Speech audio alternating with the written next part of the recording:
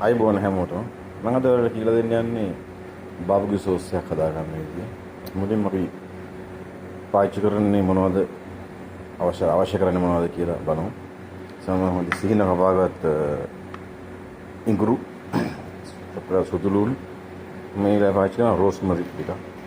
මේක ෆ්ලේවර් එක වැඩිම ගන්න ඕනේ හින්දා.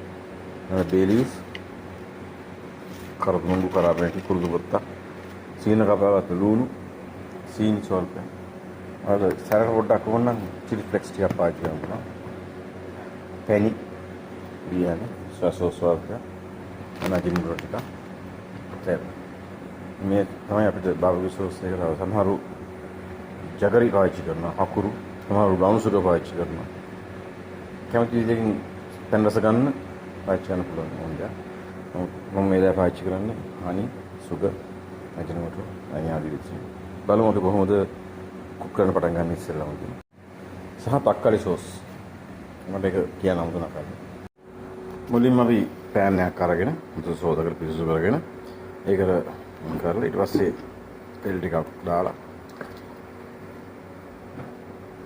ඒකට කුරුඳු පොතු බේ ලීව්ස් කර්දමෝ ෆර්මැට් ටිකක් දානවා දාලා ඒක රත් වෙන්න අරිනවා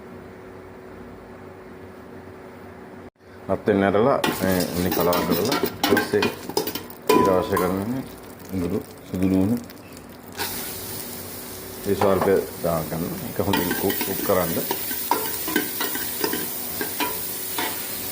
ඊට ඉඟුරු ටික දාගන්න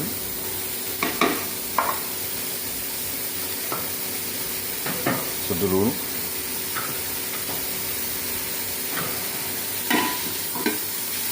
කරන්න දෙන්න හොඳට ඒක හොඳ මදක ඉන්නේ කුක් වෙන දෙන්න ඕනේ ටිකක් කියලා.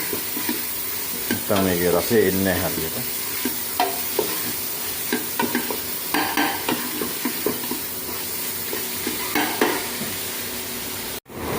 දැන් මේක හොඳ මදක ඉන්නේ කුක් කරලා තියෙන්නේ අනියන් සුදු ලුණු ඉඟුරු.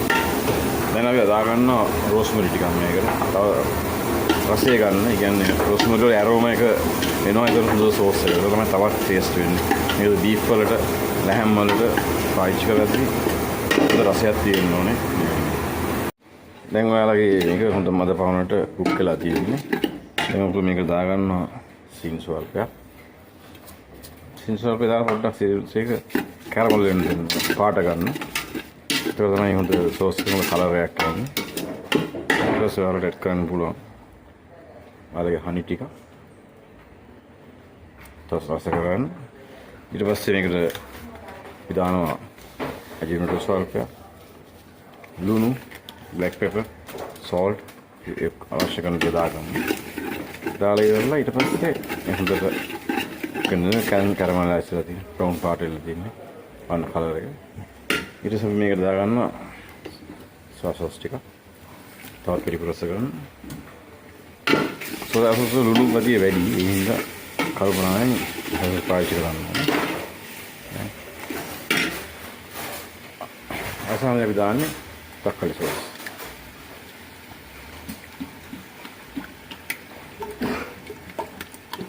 සාමාන්‍ය ප්‍රමාණය කිලෝ එකමාරකට ප්‍රමාණයක් තමයි හදා ගන්න පුළුවන්.